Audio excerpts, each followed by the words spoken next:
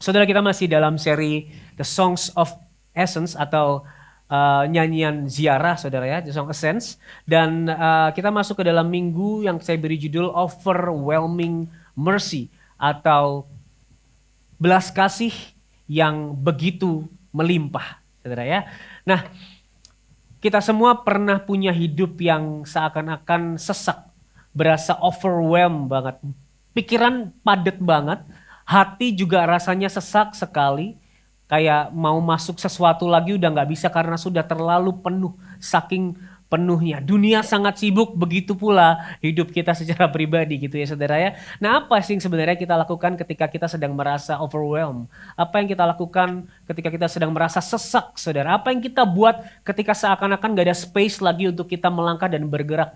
Kita akan belajar bersama-sama dari Mazmur 123 ya. Cuman 4 ayat, Mazmur yang sangat pendek, cukup pendek. Kita akan baca bergantian. Seperti biasa, saya yang ganjil, saudara yang genap ya. Saya yang putih, saudara yang pink.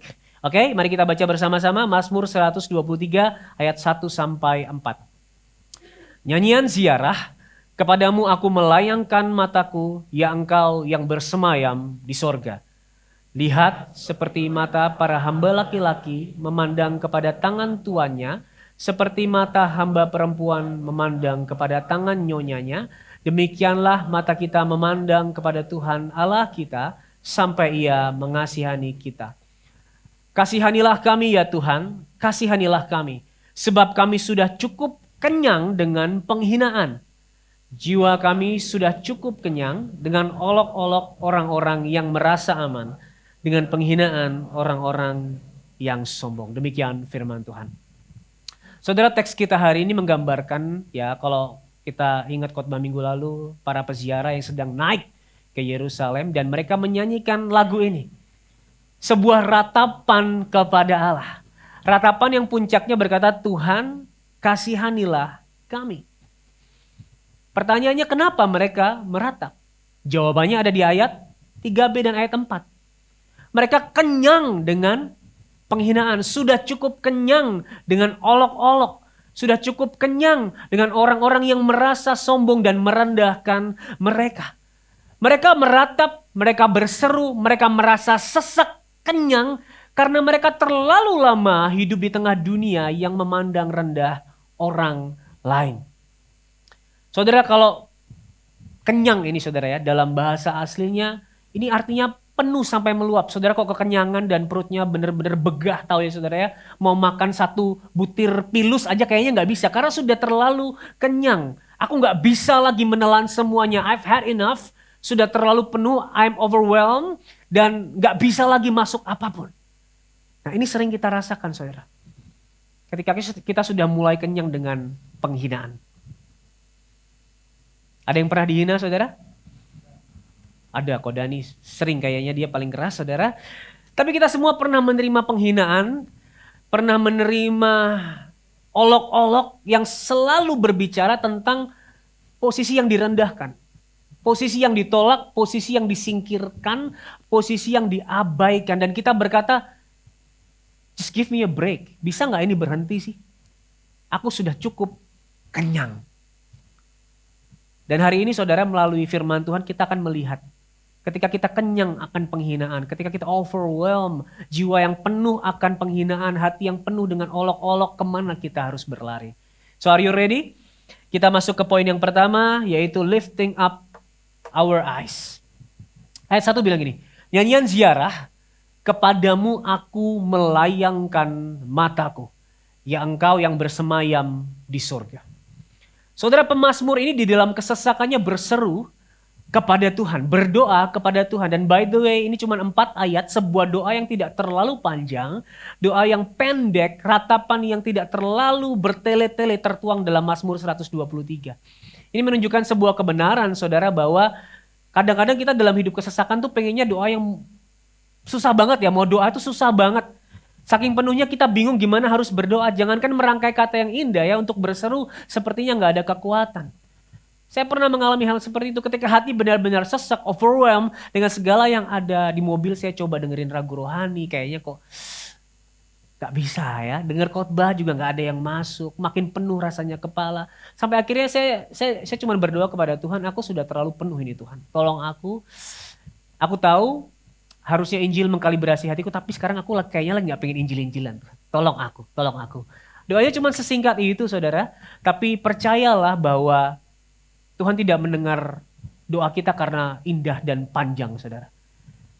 Amin. Doa yang sungguh-sungguh dinaikkan dengan kesungguhan hati, ia mendengarkan. Ia mendengarkan setiap jeritan kita. Jadi hari ini saudara, ketika saudara sudah mulai penuh hidup saudara, pikiran saudara, hati saudara overwhelmed, datanglah kepada Tuhan di dalam doa. Nah saudara, poin ini juga menunjuk kepada satu arah kemana mata kita harus memandang. Saudara, di dalam penuh dan bisingnya dunia ini, di dalam overwhelmnya kita merasa seringkali sudah tidak ada ruang untuk memandang. Bayangin ya saudara, dalam kereta yang penuh sesak gini ya, kanan orang, kiri orang, depan orang, belakang orang. Siapa yang anak kereta di sini saudara? Ya, sering mengalami seperti ini selo ya. Kayak sesak, nggak ada ruang lagi, bahkan noleh itu udah nggak bisa. Kanan lihat problem, kiri lihat kerjaan, depan cicilan, lihat belakang penghinaan orang-orang. Gak ada lagi arah untuk aku memandang firman Tuhan. Dan ini berkata ada satu tempat untuk engkau memandang. Layangkan pandangan kepada Tuhan yang bersemayam di surga. Saudara, dalam bahasa aslinya bukan sekedar I look to God, tapi I look up. I lift up my eyes unto thee. Saudara, di antara orang-orang yang merendahkan pemazmur ini, di kanan kiri segala arah, ia memandang ke atas. Ia memandang kepada Tuhan yang bersemayam di tahtanya. Sebuah postur, gestur merendahkan diri. Ada seseorang di atas sana yang begitu tinggi sehingga aku look up to him. Dan saudara, melihat ke atas ini bukan sekadar sebuah arah geografis. Tapi bagaimana kita mengarahkan perspektif kepada satu realitas yang tidak tergoncangkan oleh apapun yang sedang menyesakkan hati kita. Dan hal ini diperjelas dengan satu frasa, engkau yang bersemayam di sorga atau di tahta. Saya pernah bilang saudara ya, saya lupa di khotbah yang mana, tapi bersemayam atau duduk di tahta itu sebagai tanda ketenangan yang tidak tergoncang oleh apapun. Tuhan sedang duduk dengan tenang, tidak tergoncang oleh apapun di atas tahtanya. Artinya saudara, yang menyesakkan kita mungkin belum berubah. Yang membuat hati dan pikiran kita penuh mungkin masih ada. Tapi Tuhan sama sekali tidak tergoncangkan oleh itu. Tuhan sama sekali gak panik oleh itu. Ia sedang memerintah di atas tahtanya. Saudara, keadaannya mungkin belum berubah. Saudara masih terima penghinaan hari demi hari. Tapi perspektif saudara yang berubah. Kita tahu bahwa Tuhan yang empunya hidup saudara adalah Tuhan yang tidak kalah oleh segala sesuatu yang membuat kita tidak kuat lagi. Saudara, Mazmur 123 menunjukkan hari itu keadaan para peziarah belum berubah. Masih kenyang akan penghinaan. Tapi mereka lift up their eyes kepada Tuhan yang bertahta di sorga. Dan ketika mata sudah mulai memandang kepada Tuhan yang bertahta, mereka tahu, mereka gak tenggelam sendirian di dalam kesesakan. Karena ada Tuhan yang memerintah, Tuhan yang memegang hidup mereka, Tuhan yang melihat mereka. Dan saudara, kebenaran ini by the way gak membuat kita mendinai kesesakan yang sedang kita rasakan. Kita gak sedang lari dari kesesakan tersebut. Kita gak sekedar lagi positive thinking, gak saudara. Kita sedang mengubah perspektif kita. Ketika kita direndahkan, seringkali kita ingin meninggikan diri. Tapi hari ini ketika menghadapi penghinaan dan sudah kenyang olehnya, firman Tuhan berkata, lihat ke atas, rendahkan dirimu. Saudara, faith does not deny misery. It lifts our eyes above misery. Iman tidak menyangkal adanya kesesakan, tapi membawa mata kita melihat jauh melebihi kesesakan yang kita alami. So hari ini ketika engkau sedang sesak, entah oleh apapun itu saudara, penghinaan, olok-olok, engkau direndahkan, engkau diabaikan, engkau disingkirkan. Ada ekspektasi yang rasanya engkau tanggung sendirian.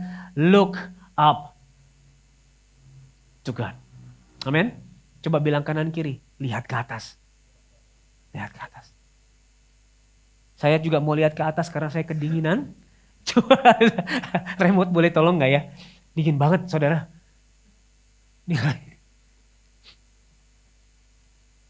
Boleh tolong ya. Sudah mulai kedinginan saya.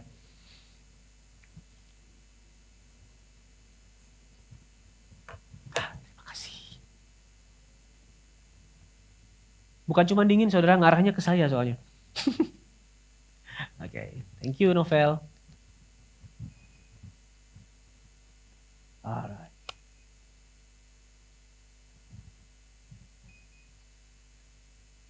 Puji Tuhan. Sorry saudara, sedikit intermezzo. Daripada saya pulang masuk angin.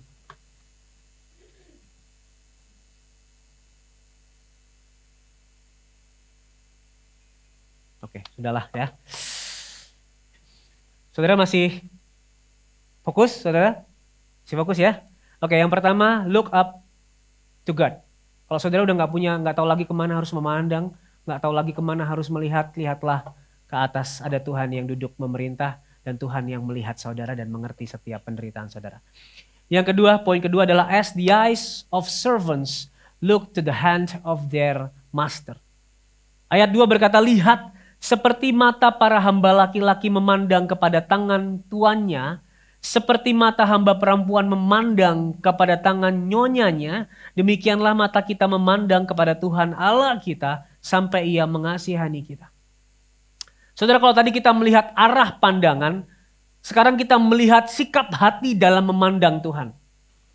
Oke, tadi kita melihat bahwa Allah adalah pribadi yang bertahta di surga, tidak tergoncangkan, memerintah. Oleh sebab itu kita perlu punya sikap hati yang benar kepadanya. Pemazmur gak hanya bilang memandang ke atas, tapi memandang seperti mata hamba memandang kepada tuannya. Saudara, sikap ini menggambarkan seorang pelayan atau kepala pelayan hari itu ya, yang lagi berdiri di belakang tuannya yang sedang duduk makan malam ya. Konteksnya kayak gitu saudara. Hamba itu akan selalu melihat ke tangannya, tangan tuannya. Tunggu instruksi apakah minta 1 gelas lagi, 1 roti lagi, atau sudah selesai. Menunggu petunjuk kecil dari tuannya, keinginan tuannya, kebutuhan tuannya. Dan hari itu pemazmur berkata, aku melihat engkau seperti hamba melihat ketuanya. Aku melihat engkau dengan pengabdian. Aku melihat engkau dengan kesetiaan. Aku melihat engkau dengan ketaatan ketika aku memandang kepadamu. Teks kita bilang mata kami tertuju kepada Tuhan sampai Ia mengasihani kami. Ada penantian di situ. Ada penyerahan di situ. Ada ketergantungan, ada ketaatan, ada kepercayaan di situ. Pemazmur gak sedang mencoba mengontrol tangannya Tuhan. Ia berkata, aku sedang menanti tangan Tuhan. Seperti hamba menanti tangan tuannya. Dan ini bertentangan dengan nilai yang dunia ajarkan saudara. Dunia selalu bilang gini, kalau kamu dihina, kalau kamu direndahkan, kalau kamu gak dianggap, buktikan dirimu. Tinggikan dirimu. Berusahalah untuk naik. Jangan sampai harga dirimu diinjak-injak. Tapi firman Tuhan hari ini berkata, kalau kamu sedang kenyang dengan penghinaan, kenyang dengan olok-olok, rendahkan dirimu seperti hamba kepada Tuhannya. Sangat berbeda dengan nilai dunia. Rendahkan dirimu. Nantikanlah tangan Tuhan sampai Ia mengasihanimu. Tapi saya mau buka masalah kita. Masalah kita yang pertama adalah kita memandang Tuhan seakan kita tuannya. Masalahnya kita sering berkata aku memandang ke atas. Tapi aku sedang memerintah Tuhan seperti Tuhan. Kita bilang Tuhan selesaikan kesesakanku sekarang. Tolong angkat aku supaya orang yang menghina aku kapok. Karena aku lebih tinggi dari dia. Dibanding menunggu dan menaati petunjuk dari tangan Sang Tuhan, kita lebih suka menyuruh Tuhan melakukan apa yang kita inginkan. Bahkan seringkali kita sudah mulai pakai kata-kata mutiara ya. Kan aku sudah melakukan semuanya untukmu. Ya, sebuah kata mutiara, kan aku sudah melayani. Kan aku sudah menyumbang banyak ke gereja. Atau sebuah ancaman, kalau engkau gak selesaikan aku stop pelayanan nih. Wah keren banget ya. Inilah saudara, kalau kita melakukan segalanya tidak dengan dasar yang benar. Akhirnya segala yang kita lakukan sepertinya untuk Tuhan, tapi sebenarnya kita pakai untuk diri sendiri. Mungkin. Selama ini kita sedang melayani Tuhan bukan sebagai hamba. Tapi sebagai orang yang diam-diam pengen memanipulasi Tuhan. Pengen mengendalikan Tuhan. Kita melakukan banyak hal untuk Tuhan hanya untuk diberkati. Hanya supaya kita nyaman. Hanya supaya keadaan berjalan sesuai yang kita mau. Atau bahkan yang sangat tipis supaya kita terlihat rohani dan baik. Dan seringkali biasanya dan pasti terjadi kalau kita punya teologi yang salah, dasar yang salah dalam melayani Tuhan. Ketika Tuhan tidak bekerja sesuai skenario kita marah, saudara. Nah, itulah sebabnya ya kita selalu bilang kita harus punya hidup yang berpusat pada Injil. Itu artinya segala yang kita lakukan termasuk pelayanan kita dasarkan atas kasih Tuhan yang lebih dulu berengkuh kita di salib. Sehingga kita melayani dengan hati yang mengasihi, bukan menuntut. Karena kita tahu betapa baiknya Dia kepada kita. Dan saudara, ini membuka sekali lagi isi hati kita yang terdalam. Sering ternyata kita tidak sedang mengasihi Tuhan, tapi sedang mencoba memanfaatkan Tuhan. Dan saudara tahu, apa yang makin bikin kita merasa overwhelmed ketika sedang overwhelmed? Bukan karena penderitaannya, bukan karena hinaannya, bukan karena tekanannya, tapi karena kita sedang mencoba mengontrol segala sesuatu, bahkan mengontrol Tuhan. Dan itu beban yang sungguh makin berat untuk kita tanggung. Kita coba mengontrol semuanya. Tapi firman Tuhan ini berkata, ketenangan jiwa itu ada ketika kita berhenti mencoba mengendalikan segala sesuatu dan memilih untuk berserah kepada Tuhan. Karena jawaban dari ketidakmampuan mengendalikan segala sesuatu bukanlah mencoba lebih keras untuk mengendalikan lebih lagi, tapi penyerahan diri. Saya ulangi ya, ketenangan jiwa ada ketika kita berhenti mencoba mengendalikan segala sesuatu dan memilih untuk berserah kepada Tuhan. Karena jawaban dari ketidakmampuan kita mengendalikan segala sesuatu bukanlah mencoba lebih keras untuk mengendalikan, tapi menyerahkan diri kepada Tuhan, Sang Tuhan. Saudara, hari ini mari kita belajar untuk berkata, aku adalah hamba. Aku adalah hamba yang sedang menunggu tangan Tuanku sampai Ia mengasihani aku. Itu masalah yang pertama. Masalah yang kedua adalah kita datang kepada Tuhan yang salah. Saudara, datang kepada Tuhan yang salah itu sangat melelahkan, saudara. Karena Tuhan yang salah ini selalu menuntut. Kalau kamu sedang direndahkan, maka Tuhan yang salah akan berkata, buktikan dirimu tidak serendah itu. Berusahalah membuktikan kamu itu tinggi. Atau kalau nggak bisa, jatuhkan orang lain supaya kamu lebih tinggi dari dia. Bayangin saudara ya, saudara sedang mengalami overwhelmed karena direndahkan akibat status saudara. Saudara berkata, aku kenyang atas penghinaan tersebut. Lalu saudara bekerja, berusaha keras agar status saudara naik. Saudara bekerja keras tanpa lelah. Saudara gak pernah cukup dengan semua pemasukan yang ada karena saudara terus mengejar status yang lebih tinggi. Saudara perhatikan sedang datang kepada Tuhan yang salah dan kini justru diperbudak oleh pekerjaan. Tadinya saudara overwhelmed oleh penghinaan, sekarang saudara overwhelmed oleh pekerjaan saudara. Tadinya saudara diperbudak oleh penghinaan, sekarang saudara diperbudak oleh pekerjaan. Karena semua tuan yang salah pada akhirnya akan memperbudak kita. Ia kejam dan ia selalu menuntut lebih. Tetapi Mazmur 123 mengarahkan mata kita kepada satu-satunya Tuan yang penuh belas kasihan dan namanya adalah Yesus Kristus. Ia membebaskan kita sepenuhnya dan memberikan perhentian bagi jiwa kita. Saudara, masalahnya bukan gak ada tempat untuk kita datang dalam kesesatan. Masalahnya adalah kita datang kepada Tuhan yang salah. Ini pertanyaan untuk kita renungkan. Kepada siapa kita datang? Kepada siapa kita datang di dalam kesesakan? Kita masuk kepada poin yang ketiga. Overwhelming mercy. Ayat 3 berkata gini saudara. Kasihanilah kami ya Tuhan. Kasihanilah kami. Sebab kami sudah cukup kenyang dengan penghinaan. Saudara, puncak dari ratapan para peziarah di teks kita adalah ketika mereka berkata, mari kita memandang kepada Allah kita. Sampai Ia mengasihani kita. Kasihanilah kami ya Tuhan. Dan ini menunjukkan bahwa jawaban bagi jiwa yang overwhelmed bukan sekadar beban yang diangkat saudara. tapi belas kasih dari Tuhan. Dan belas kasih di sini dalam bahasa aslinya bukan sekedar Tuhan yang kasihan sama kita. Dia berkata, kasihan ya anakku lagi dihina. Kasihan ya anakku lagi direndahkan. Kasihan ya anakku lagi diabaikan. Lagi overwhelmed. Enggak saudara. Tapi ia sendiri datang mendekat kepada kita. Untuk memberikan tempat yang aman bagi umatnya. Sebuah mercy yang lahir dari perjanjian, covenant, mercy. Dan Mazmur ini pakai bahasa perjanjian yang artinya saudara, Allah setia memegang kita. Allah setia bersama kita. Itulah sebabnya saudara pemazmur gak minta kemenangan atas mereka yang mencemoohnya. Ia berkata, kasihanilah kami. Ingatlah perjanjianmu kepada kami. Saudara, Mazmur hari ini menyatakan bahwa penghinaan itu nyata. Dan sungguh menyakitkan. Tapi pemazmur tahu, kalau Allah berpaling, kalaupun aku menang atas musuh yang menghina aku, itu semua gak ada artinya. Kalau Allah berpaling, meskipun aku bisa menghancurkan mereka yang menghina aku, gak ada artinya. Mazmur hari ini mengingatkan kepada kita, bahwa Allah itu memandang kepada kita. Bahwa Allah setia kepada kita, memegang kita, dan Ia sedang mendekat kepada kita. Maka jawaban atas segala hal yang menyesakkan kita adalah wajah Allah yang memandang kita dengan belas kasih-Nya.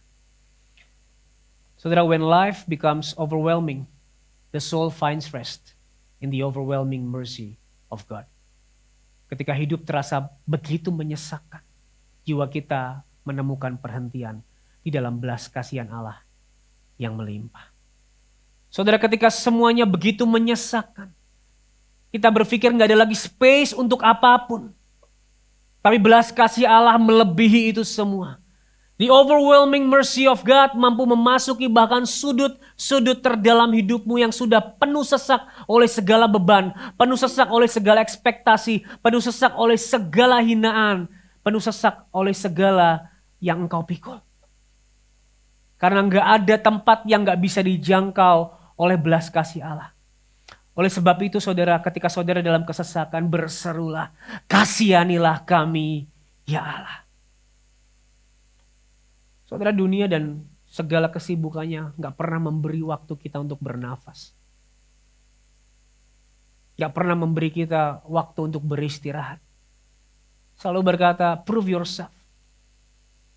Bertahanlah. Jangan lemah, jadi kuatlah. Jangan mau direndahkan. Dan itulah mengapa belas kasih Allah adalah jawaban bagi jiwa yang sesak. Firman Tuhan justru berkata, rendahkan dirimu, mintalah belas kasihan. Saudara, orang yang sombong, yang merasa dirinya tinggi, gak akan sudi minta belas kasihan. Benar gak saudara? Kalau ada film berantem gitu, orang yang kuat gak mungkin minta belas kasih sama yang lemah. Justru orang yang lemah akan meminta belas kasih sama yang kuat. Oleh sebab itu rendahkanlah dirimu. Akuilah bahwa engkau butuh belas kasihan. Untuk bisa berseru, kasihanilah kami. Dibutuhkan kerendahan hati. Untuk menempatkan posisi kita di posisi yang helpless. Tidak mampu berbuat apapun. Caranya bagaimana saudara? Ingatlah bahwa kita orang yang berdosa. Orang yang memang rendah. Lebih rendah dari apa yang orang pikirkan tentang kita. Bahkan hinaan seringkali membuat kita mengingat betapa hancurnya nilai kita karena dosa. Tapi Yesus Kristus memberikan kita nilai, makna hidup melalui pengorbanan. Kesadaran ini saudara, kesadaran engkau berdosa, kesadaran engkau gak ada artinya kalau bukan karena Kristus, akan membuat kita mampu untuk berseru, kasihanilah aku. Saudara ingat Selah tadi ya? Pemungut cukai berkata, kasihanilah aku ya Allah. Karena apa? Karena aku orang berdosa. Untuk bisa punya kerendahan hati berseru, kasihanilah aku.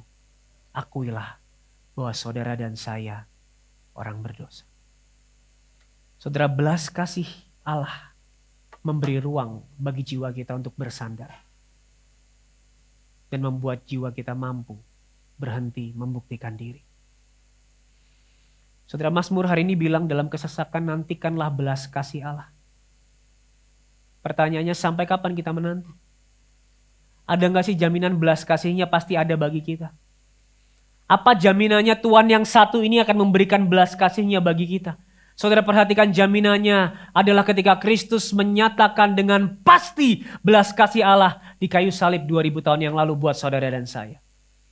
Kristus sendiri adalah hamba yang sempurna yang memandang kepada Bapa. Ia dicemooh, ia dihina, ia ditolak, ia dipermalukan, ia direndahkan lebih dari apa yang manusia bisa dapatkan. Sebuah penderitaan yang overwhelming bagi dirinya. Ia lewati.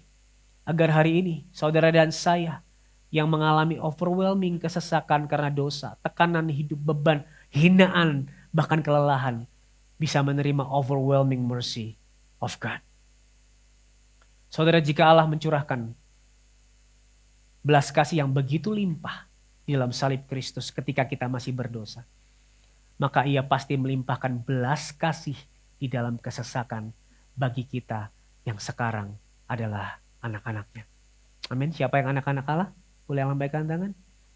Sebuah kabar baik ketika saudara dalam kesesakan, ia pasti melimpahkan belas kasihnya. Karena ketika saudara dan saya masih berdosa, ia melimpahkannya di kayu salib melalui pengorbanan Kristus bagi kita. Mari kita berdiri sama-sama, saudara.